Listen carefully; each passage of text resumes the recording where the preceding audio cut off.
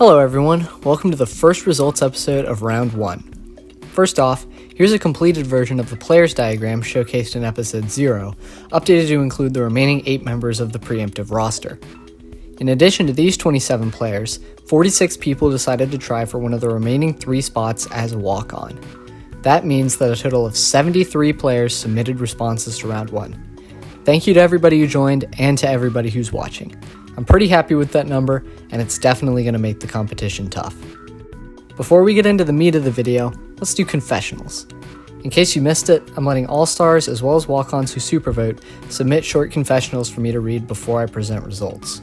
Going in alphabetical order, ACN said, "I can't wait to absolutely dominate the walk-on competition and get one of the spots to be an official Epsilon TWOW all-star. For real, I'm stoked I have a chance even if I feel like I fluked my way here. Don't feel like that, ACN. You never know. You might surprise yourself. I invited you because I think you can put up a fight. Prove me right." Ali% said, "Hello, my name is Epsilon, and I would like to deeply apologize to everyone that my Ali% world record run..." Actually, I'm not reading all this because it's full of lies and false information, and Ali% is actually so bad at Mario. Cherito said, "Based." Gizmote said, "Hi everyone, I'm so excited for this season and honored to be an all-star. I've enjoyed all my seasons of Epsilon's TWOW and I'm looking forward to this one. Also Epsilon, you can use my music in your videos. I have a new album out on all platforms, it's called Attempt 2. You can check out the link to Gizmote's music in the description, and I think I'll take you up on your offer, Gizmote. I record scripts before I pick the songs for each episode, so I can't say for sure, but your music will probably play at some point in this video." Mr. Dell said, "Excitement. This show will lift that TWOW winner spirit. Top percent time, egg." Trico said, "Hi." And now, here's 2 confessionals from walk-ons who supervoted. Supernova said, "I'm not going to say anything much until results, but I'm curious to see people's reactions to my response and my presence when they eventually notice, considering I've been largely gone from the TWOW community in the past years." Don't worry, Supernova. I think plenty of us will remember. And Verksite said, "Hello." The prompt for round 1 had a bit of backstory. You're an alien of a species that is notably superior to human beings. For research purposes, you've been tasked with infiltrating an Earth college university. Your overseers have given you all the academic knowledge you need, but because you think you're so superior to humans, you didn't really consider anything outside of that. Specifically, you realize when you get there that you know nothing about human social structures. Within the first week, you've already done something so out of place that you've blown your cover. What did you do in the first week of college due to your lack of knowledge on human society that made it obvious you're an alien? 75 responses were submitted to this prompt. 27 came from all-stars, 46 came from walk-ons, and 2 came from me. We'll start with the all-stars. All-stars, as a reminder, you're competing for points in first stage. 1st through 5th get 3, 6th through 15th get 2, 16th through 25th get 1, and the bottom 2 get 0. The winner of the All-Stars round ended up with a score of 75.23%. They actually only beat second place by 0.2%, but they were winning for pretty much the entire voting period. They just almost got caught right at the end. The winner of round 1 of All-Stars is TR. His response was, "Students were confused when I protested against America's discriminatory, unalienable rights." Good job, TR. It's been over a year, so it's impressive that you were able to come back to this TWOW so strongly. Okay, let me quickly explain everything that's going on the right side here. The mu symbol represents the all-important average score. The lowercase sigma next to it represents standard deviation. The higher your standard deviation goes, the less people agreed about where to place your response. Usually, high 20s is a good median, but the numbers tend to go down a bit in rounds with more votes, like this one. Below these, the tilde represents skew, which is, of course, used to break ties. Negative skew means your response received more votes above your average than below, so negative skew is better. The V stands for votes, and the P stands for points earned. Everything else should be self-explanatory. It's important to note that TR's response was made with careful consideration to a reference image, so do with that information what you will. Ghost256 comes in second, almost catching TR at the very end with a response about eating utensils. Solid response, Ghost. It earns you 3 points this round. Also returning from Season 2 alongside TR is Plasmic Trojan. His response was a little confusing to my peanut brain, but I understood it after a few read-throughs. Unexpected direction to go, but unexpected is what I like to do here. Someone who probably didn't expect to end up in the top 5 is Winnie Unity. I love responses that give you a good mental image, and this one definitely does that. Good job, Winnie. Now, remember how I congratulated TR for doing well after not playing in this TWOW for a while? Well, taking that to the extreme is our final 3-pointer, Piloto. Clearly, it doesn't take long to knock the rust off for you, Piloto. Your response was definitely one of my favorites this round, and as Dell mentioned in reviews, you took your idea in a very creative direction. Let's speed up as we move into the 2-point range. Ali and ACN were both in the top 5 for a lot of the responding period, but Trojan and Winnie managed to usurp them near the end. Even still, top 10 in this stacked of a field is impressive. The real impressive feat here, though, is that 96 placed 8th with a response that was 100% definitely about Among Us. MGR could only dream. Also, Legend, tell me where the hell I can get a vertical mobility support pet. I'm not going to join the NBA at 5'10". Rounding out the 2-point range, Razor submitted an entirely accurate picture of King DDD for his book with no modifications at all, so I'm not really sure what that's about. Gizmote's response was another one of my favorites. The wording is executed perfectly. Corbulent started out high up, but fell a lot during the second half of the voting period, so I'm glad to see he still earned 2 points. Good job on hanging in there, and good job to all of the second group for securing 2 points this round. Now, let's move down to the 1-point range. I will say, for those of you that may not have placed as well as you hoped this round, keep in mind that you're all-stars. The average score this round for all-stars was 60.52%, whereas walk-ons only averaged 44.22%. Placing in the bottom half of the all-stars group doesn't mean that you're bad. You've got to keep in mind that in this game, every single one of your competitors has proven their ability to be competent, and as the next 5 show up, note that we still haven't come close to sub 50. The misunderstanding and idiom responses are starting to show up with a lot more frequency around this point. Epic, I'm afraid that all the other Mario Party players had short circuits in the brain and forgot to change their books, so you're Rosalina alone for this round. Or maybe I forgot to change them, could have been either, really. Out of all the responses we've seen so far, Wyatt's is definitely the boldest, and it earned them the highest standard deviation of the round. I honestly would have been happy to see it crack the top 15. It's an idea out of left field, and it works well.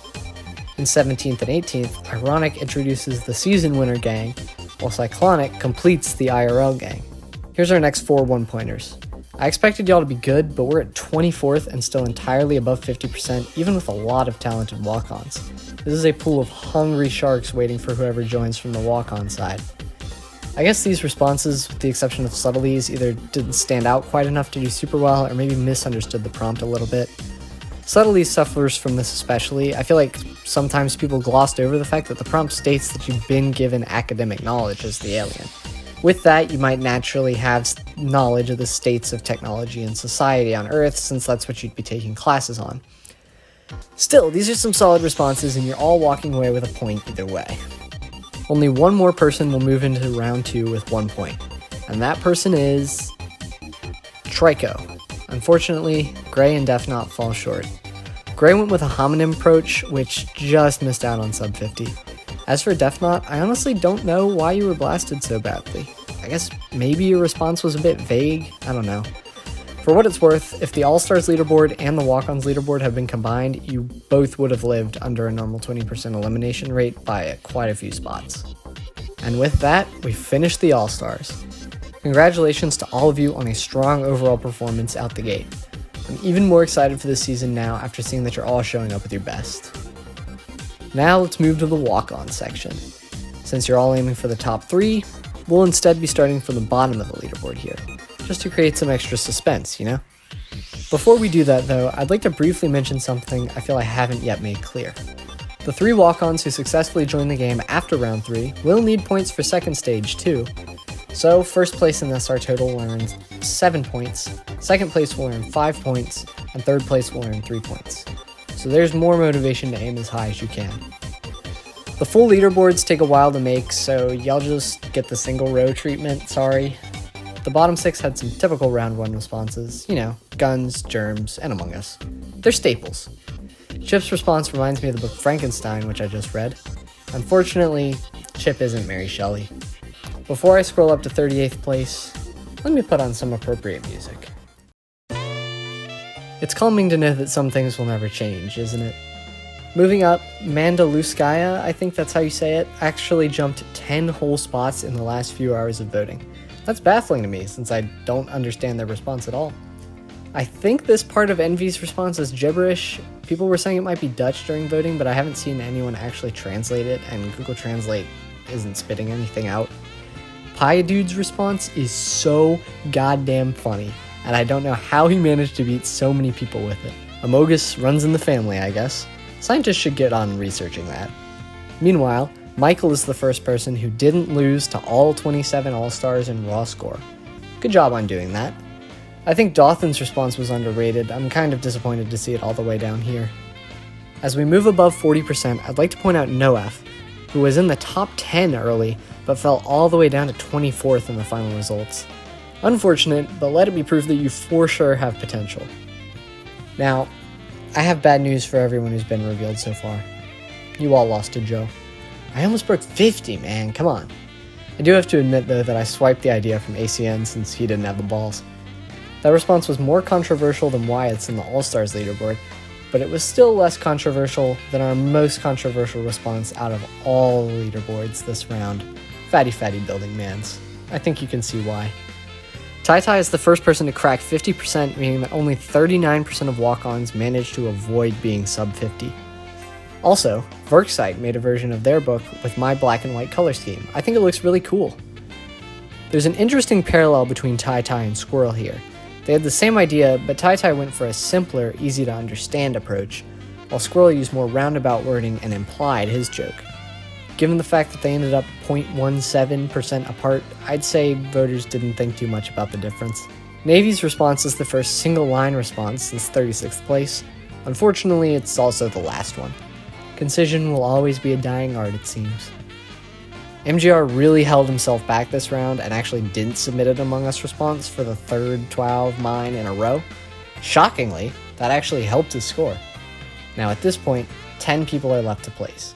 In alphabetical order they are Leopard Sun, Nicholas Abbott, Not a Donut, Opkos, Pant, Pokeleaf, Pugs and Bacon, Verigold, Voltex25, and ZX. First to place out of those 10 are Verigold in 10th and Pugs in 9th. This is where the responses, in my opinion, really start to touch all-star potential levels of quality. These two would still end up 19th and 20th on the all-star leaderboard though, so we've got some work to do. ZX and Poke are up next. Poke had one of my favorite responses this round. I love the utter absurdity of the contrast between what's expected versus what Poke did. Opkos incorporated the human knowledge part of the prompt seamlessly, earning him 6th. He was top 3 for quite a while, but he ended up just below my crack dummy. At the bottom of the top 5 is Nicholas Abbott, who makes quite a strong first showing after a lengthy hiatus with another idioms response. This placement means that the entire top 4 is only players who have not played in a single season of mine before this round. In the last spot before the top 3 is Leopard Sun. I really liked your response and it was good enough for you to crack 70%. If you were placed on the all-star leaderboard, you'd have ended up in 4th. So, 3 people are left. Not a Donut, Pant, and Voltex25. And third is the last member of that list, Voltex. Strong response, Voltex. If you can keep up performances of this quality, you just might end up an all-star. And now, with an enormous total score of 83.72%, completely dwarfing all 72 other competitors by a more than 6% lead, it's the winner of round 1. Not a Donut. With his response, body altering is more common back home. You ask handicap people, have you tried out functional legs? Hilarious response from Not a Donut, and I think it's deserving of its spot up at the top. Pant actually also managed to beat all of the All-Stars with his mascot response, as he beat TR by 1.62%. Good job to both of you for the strong start, and good job to everyone who put up a fight against the All-Stars' immaculate responses. You're definitely not done yet, though. You've got 2 more rounds to prove yourself in. Plenty of time to catch up, and plenty of time to choke, too, if you're up at the top. Oh, and by the way, the gold region doesn't actually mean the prize region. You don't get a prize for placing high. I just wanted to highlight the region you're aiming for, make it seem more special. Here's a leaderboard showing the points for All-Stars. Again, if you scored low this round, don't feel too dejected. You definitely have more opportunities to net points, and you can absolutely perform well in second stage, even if your point total is a bit lacking. And here's the leaderboard for the top 10 walk-ons SR scores. I should probably explain what an SR is, huh? Time for a stats lesson. For anyone who doesn't know, there are 3 basic ways to calculate performance by round in TWOWs: percentiles, normalized ranks, NRs, and standardized ranks, SRs. Percentiles are simple. They're your score. It might sound like using percentiles for a total across multiple rounds would work, but it's not really fair. This is due to the fact that larger rounds allow players to score higher and lower. The fewer remaining people there are submitting, the closer to 50% on average responses are going to be. This means that when people who place low inevitably drop out in rounds 2 and 3, the rounds are going to be worth less than round 1 if we measure by total percentile. The first way to combat this, and the only way that was used for a long time, is normalized ranks. Your NR is calculated by dividing the number of players you beat by the number of players you compete against for each round. First place will always have an NR of 100%, and last will always have an NR of 0%, because first beat 100% of the competition, and last beat none, with everyone else evenly spaced in between. This fixes the problem of rounds being weighted differently, but it creates a new problem. Let's say 3 people place 0.1% apart, and then the person above them is 10% away. If you measure by NRs, they'll say that person B is closer to person A than they are to person D. But that's obviously not correct either. So the solution to this is standardized ranks. The way our SRs work is pretty complicated, but basically we use this formula to distribute everyone's performance on a constant 100% to 0% scale, while still preserving the relative distance between each competitor. It solves both problems. Each round has equal weight, and large gaps in score will be preserved. So that's why I use SRs. After this video releases, I'll release a proper stats spreadsheet that will show a lot more than I'll usually mention in videos. However, I'll only be calculating stats for all stars, with the exception of standardized ranks. I'm also including the popular Video TWOW only mentions metric, which measures how often I say each all-star's name in every video. As a fun fact, our most mentioned all-star this episode was TR, who I've just increased the lead for. That makes sense, since he won the round. Alright, I think I've covered everything. Everything, that is, except for the round 2 prompt. I should note that, unfortunately, I won't be allowing anyone to join the walk-on competition in round 2. It's just not possible to make up the distance you have to make up by missing round 1. For all-stars and walk-ons, your second prompt is a dialogue prompt. You know we can't get far into one of my seasons without one. So, Doc, am I gonna be alright? Well, I think you're going to be alright. Whatever you did before coming here seems to have fixed it. What did you end up doing? Insert response. What the hell? That works, I guess. You probably should have just come to see me instead. Basically, you need to come up with an injury that you sustained or a condition that you developed, and you need to explain to the doctor what absolutely insane, over-the-top home remedy you used to cure it. You can make it absurd in terms of difficulty, danger, expertise, overcompensation, or whatever you want. Anything that you think would get a what the hell from a medical professional. Be crazy with it. And of course, your response should sound like dialogue. It needs to fit seamlessly into the dialogue I outlined earlier. If you're having trouble with your wording, check out the first rounds of Season 3 and Season 4 in the archives. They were both dialogue prompts.